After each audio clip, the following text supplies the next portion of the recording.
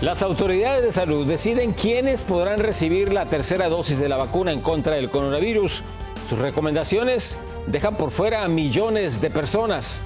¿Cuáles son sus razones? Así iniciamos cierre de edición. Muy buenas noches, bienvenidos a cierre de edición. Les informa José Armando Ronstadt. Iniciamos con lo siguiente. La Dirección Federal de Alimentos y Medicinas recomendó quiénes deberían recibir la tercera dosis de la vacuna. Alfredo Miranda desde Washington con los detalles de lo que ocurrió el día de hoy. Miembros de la Administración Federal de Medicinas y Alimentos, FDA, han rechazado abrumadoramente un plan para proveer inyecciones de refuerzo de las vacunas Pfizer contra COVID-19 a la mayoría de los estadounidenses. Esta dosis de refuerzo no hará gran diferencia. No es probable que marque la diferencia en el comportamiento de la pandemia. Sin embargo, la misma FDA respaldó las inyecciones adicionales para quienes tienen 65 años o más o corren un alto riesgo de enfermedad grave. El refuerzo de vacuna debe aplicarse sobre todo a aquellas personas que tienen más riesgo de tener una enfermedad severa de COVID-19 y sobre todo las personas de más de 60 años. De acuerdo a expertos de Pfizer y con base en estudios realizados en Israel, la inmunidad de las personas que recibieron la dosis completa de las vacunas contra el COVID-19 bajarían al 85% después de los 6 meses, explicación que no fue suficiente para el panel de la FDA. La FDA en este momento ha decidido que no recomienda que se dé el refuerzo, porque todavía no ha llegado para ellos tal vez toda la información. Tenemos que basar lo que la ciencia está indicando, son estudios, obviamente los están revisando. La decisión de la FDA representa un duro golpe para el esfuerzo radical de la administración Biden por apuntalar la protección de casi todos los estadounidenses en medio de la propagación de la variante Delta, altamente contagiosa. Hasta la fecha, más de 670,000 personas han perdido la vida en Estados Unidos por causa del COVID. Así nos lo recuerda cada una de estas banderas blancas desplegadas en el Mall de Washington. Estoy aumentando banderas cada día. Ayer eran 666,000 y mira ahora, estamos en 670,000. La reunión y votación de la FDA solo fue el comienzo del proceso. Serán los Centros de Control y Prevención de Enfermedades los que decidirán si debe o no usarse una dosis de refuerzo. Desde Washington, Alfredo Miranda, cierre de edición. El dueño de múltiples viviendas en la Florida ha decidido actuar en la guerra en contra del COVID-19 con una polémica medida. Ahí en Miami, Anthony Belchi nos cuenta lo que está haciendo este hombre para proteger a sus inquilinos y también a toda la comunidad. Polémica en el sur de la Florida. El propietario de unos 1.200 apartamentos está obligando a los residentes a presentar una prueba de vacunación a los que quieran renovar o a los que quieran mudarse por primera vez a una de sus propiedades. Que los echen no estoy de acuerdo. Ahora de que se vacunen, sí. Deben de vacunarse. Esa decisión podría traer consecuencias legales. El gobernador de Florida ya avisó que cualquier compañía que solicitara una prueba de vacunación a sus clientes se enfrentaría a una multa de $5,000. Defiende que eso es algo personal. Aquí, en este caso, aquí se la pone voluntariamente. El que quiere se la pone y el que no se la pone. Aquí no existe ese problema. Aquí todo ha sido voluntario. El temor por un rebrote en las comunidades ha hecho que muchos tomaran esta decisión tan drástica. Eso y que poco más de la mitad de la población se ha vacunado. Y parece que las cosas no cambiarán, al menos a corto plazo. Si me la pongo, a lo mejor me acaba de matar. Esas vacunas no les creo.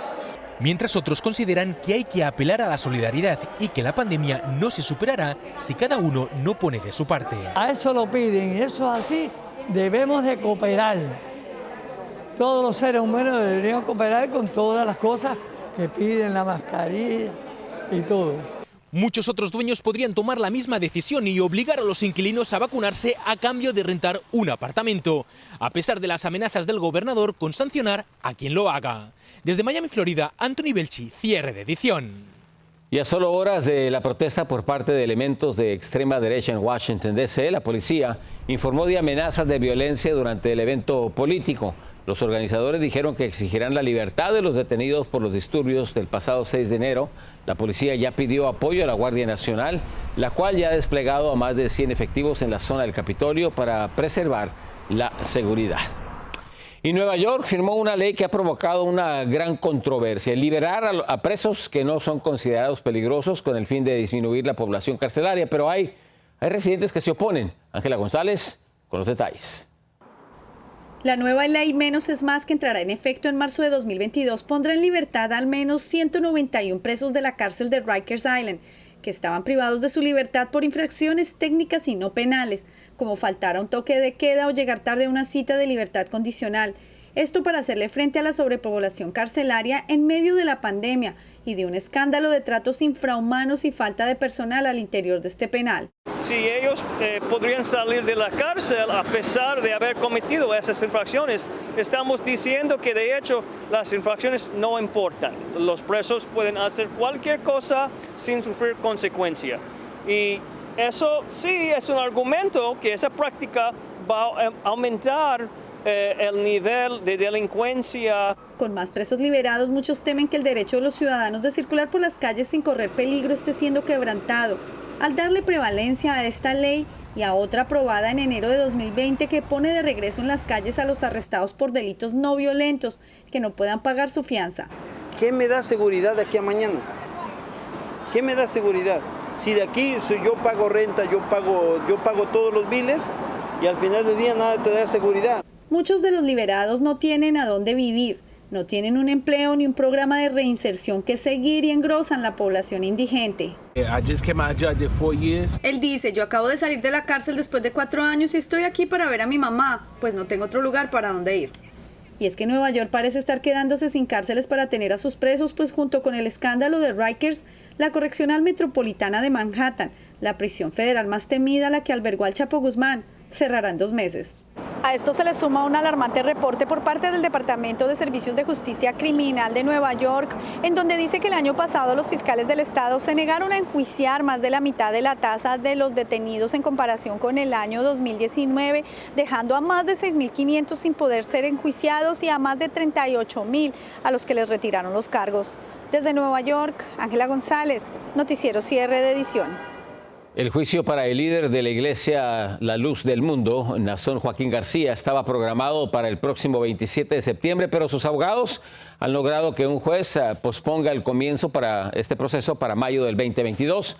Hoy viernes debería haber comenzado la selección del jurado para comenzar el proceso el próximo día de 27. Sin embargo, el 15 de octubre solamente se llevará a cabo una audiencia previa. García está acusado de cometer abusos sexuales en contra de feligreses de su iglesia. Y la situación migratoria en la frontera con Texas se vuelve peor cada día. Miles de migrantes de varios países continúan llegando bajo el puente en la localidad del Río, en el estado de Texas. Todos quieren obtener asilo político en Estados Unidos. Abel Álvarez con los últimos detalles.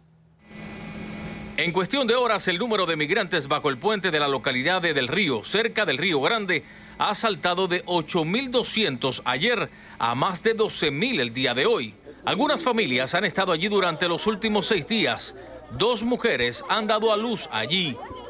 Pero este no es el único lugar donde la ola migratoria se ha sentado. También en las fronterizas ciudades mexicanas de Tijuana y Reynosa, Tamaulipas, entre otras, miles de extranjeros han acampado durante meses en espera de su turno para solicitar el asilo. Además de haitianos, también hay cubanos y venezolanos, así como centroamericanos de varios países. Con la escasez de alimentos, albergues y medicinas, la crisis se ha convertido en una pesadilla.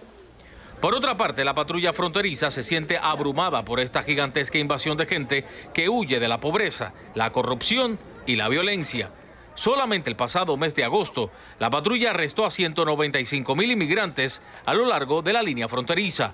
Este caos ha puesto en jaque la política migratoria del presidente Joe Biden, heredada en gran medida del anterior gobierno de Donald Trump.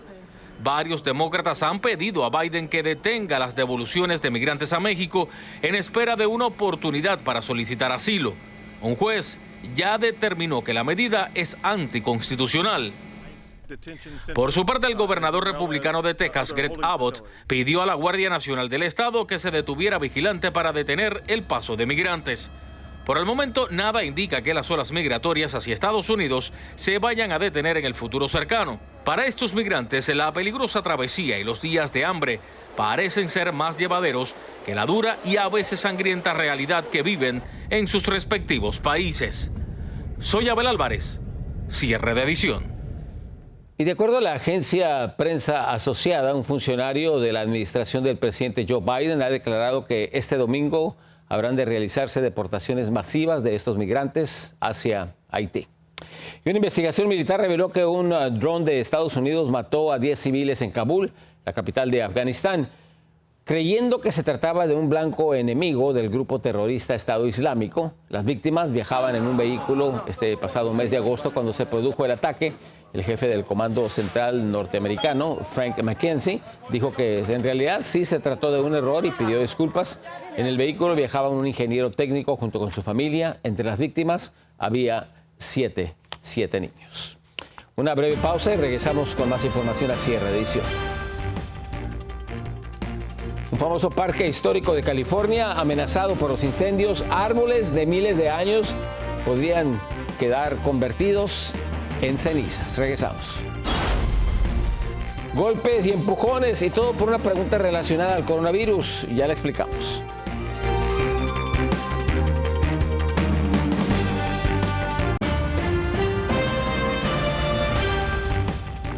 Cientos de bomberos en el centro del estado de California luchan contra el reloj para combatir el incendio del complejo KNP que amenaza al Parque Nacional de los Secuoyas, donde están miles de los árboles más icónicos del mundo. Dayanis López tiene la crónica de esta guerra en contra de las llamas. Dayanis, buenas noches. Buenas noches, José. A medida que avanzan estos incendios activos en la pendiente Sierra Nevada en California, autoridades del Bosque Nacional de las Secuoyas tuvieron que envolver en mantas resistentes al fuego a varios árboles, entre ellos el más grande del mundo.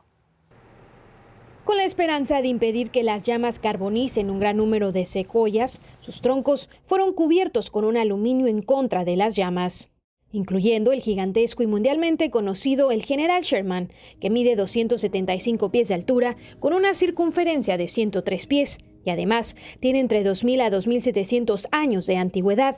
Es considerado el árbol más grande de la Tierra. That we really are taking every precaution to make sure that we can mitigate fire effects in the giant forest, which is so important to so many people, to the extent that we can. Pero además se protegieron otras estructuras, como el Museo del Bosque y el icónico letrero a la entrada del Parque Sequoia, que data de 1935.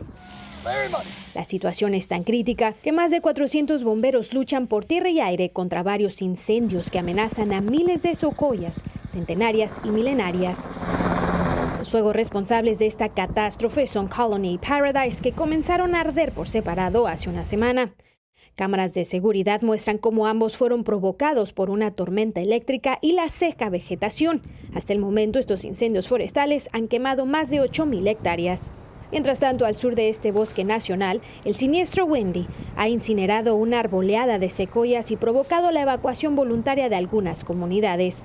El año pasado, más de 10.000 secuoyas, aproximadamente el 14% de toda la población de los árboles más gigantes en el mundo, fueron calcinadas por el incendio Castle. José, mientras los bomberos hacen todo lo posible por salvar este bosque nacional, los científicos alertan que cada año, a causa de las altas temperaturas y la sequía, los incendios forestales en California serán más frecuentes y destructivos. Regreso contigo. Una situación de verdad muy preocupante. Gracias, Dayanis. Vamos a otras cosas. El otro lado de la moneda se ve en Richmond, en Virginia. La región registra lluvias e inundaciones.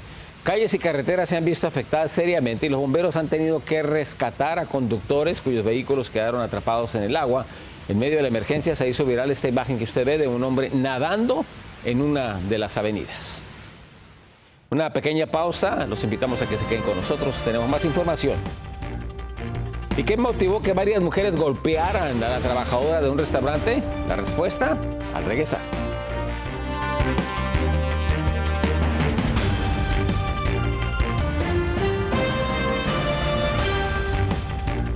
Pedir una prueba de vacunación para entrar a un restaurante provocó que una empleada recibiera una paliza por parte de 3 mujeres. Esta agresión reaviva la polémica sobre establecimientos que exigen ahora a sus clientes estar inmunizados. José Ábalos con todos los detalles. Este es el momento en que un grupo de turistas que visitaban la Gran Manzana desde Texas se van a los golpes contra la anfitriona del restaurante Carmine, en medio de groserías, puños y jaloneos que casi derriban el podium de entrada y que de inmediato otros empleados tuvieron que intervenir. Todo porque la empleada, y cumpliendo con los requisitos de la ciudad, les pidió prueba de vacunación. Aterrados, testigos y residentes piensan que hacer que empleados de restaurantes pidan el certificado de vacunación a los detractores los pone en riesgo. Eso va a traer muchos problemas. Es mejor que lo anuncien por la televisión, por la radio, porque ya como esta pandemia está mundial, así va a ocasionar menos problemas. De hecho, el presidente de la Asociación de Restaurantes Latinos ya había denunciado que los restaurantes no pueden fungir como entes vigilantes y ejecutores de las normativas de la ciudad. Nosotros tenemos personas que en verdad no entienden. Un empleado sabe básicamente lo que está es para ir, para sentar a una persona en su mesa, para chequear una reservación. O sea, no son personas de ser policía de una vacunación. Y da mucha pena lo ocurrido. Ante esta alianza de hospitalidad de la ciudad y la presidenta del condado de Manhattan hicieron un llamado para que se incrementen las penas a aquellos que asalten y ataquen a trabajadores de restaurantes. Fueron 3 mujeres las que golpearon a la empleada del restaurante. Ellas ya fueron arrestadas y enfrentan cargos criminales por agresión y daños a la propiedad que las podría llevar a pasar un tiempo tras las rejas. José Ábalos, cierre de edición. Y se dan a conocer más detalles del caso de la desaparición de la joven Gaby Petito, residente en la Florida. La policía de Northport piensa que Brian Laundrie, quien es novio de la joven, y sus allegados tienen información crucial y no han dado a conocer hasta ahora nada acerca del destino que corrió esta joven. La pareja estaba haciendo un largo recorrido de vacaciones cuando, después de una pelea doméstica entre ambos, Gaby desapareció sin dejar rastro alguno. Pero eso no es todo. Hace unas horas la policía fue a buscar a Laundrie, el novio, a su casa en la Florida, pero al parecer nadie tampoco lo ha visto desde el pasado martes. Y las redes sociales tienen ahora el uso que nadie se esperaba. Se han convertido en oficinas de reclutamiento de sicarios para los grupos criminales más temidos de la República Mexicana. Desde la Ciudad de México, Víctor Blázquez con toda la información. En México, jóvenes están siendo reclutados en redes sociales para convertirse en sicarios. Investigaciones han revelado que el cártel Jalisco Nueva Generación están utilizando plataformas sociales como Facebook e Instagram para reclutar, entrenar y pagar sicarios, y de esta forma expandir su dominio por todo México. Pablo fue una víctima, buscaba trabajo como guardia de seguridad privada, pero cayó en las redes de estos criminales. Aunque vivió meses de infierno, pudo escapar. Me engañaron, me dijeron que era para un trabajo. Llegamos a ese lugar y me dijeron que iba a tomar un entrenamiento para guardia de seguridad. Nos decían que nos iban a pagar 4,000 pesos, pero de esa semana nunca nos llegó nada. Son jóvenes engañados con promesas falsas o a través de imágenes que muestran una vida llena de lujos, dinero, armas de grueso calibre, fiestas, mujeres y hasta mascotas exóticas como beneficios de unirse a las actividades delictivas. Les muestran un mundo de fantasía donde cabe la posibilidad de que eso sea una forma de vida. Para los analistas, estos jóvenes son utilizados como carne de cañón, y es que si los detienen o los asesinan, los criminales tienen otros miles a su disposición. Utilizan a los niños pues como materia prima para la comisión de delitos de trata de niños, sustracción de menores incluso de sus hogares. Aunque no existen cifras oficiales, organizaciones civiles aseguran que más de 40,000 niñas, niños y adolescentes han sido reclutados a la fuerza, convirtiéndolos en esclavos del crimen organizado. En Ciudad de México, Víctor Blázquez, cierre de edición. El Rey Pelé, una de las grandes leyendas del fútbol mundial, regresó a una sala de cuidados intensivos la cual había dejado días atrás en un hospital de Sao Paulo, en Brasil.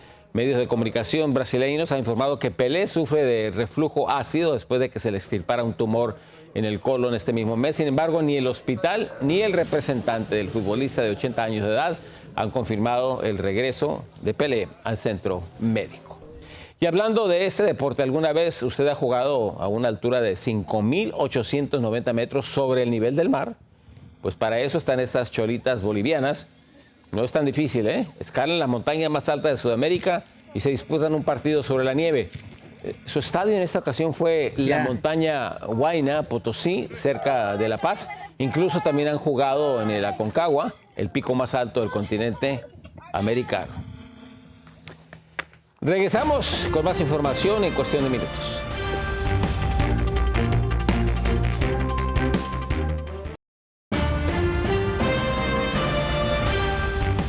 Don Gregorio Chino de Popocatépetl, conocido como Don Goyo, está inquieto. Estamos hablando del famoso volcán Popocatépetl en Puebla, México.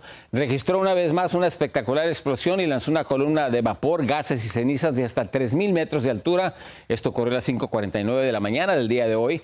Funcionarios de Protección Civil están aconsejando a la población no acercarse al volcán, mucho menos al cráter del mismo. También pidieron, en caso de lluvia, cuidarse de los flujos de lodo y escombros. Es un magnífico volcán. Muy buenas noches, gracias por acompañarnos. Feliz fin de semana. Yo soy José Armando Ronstadt.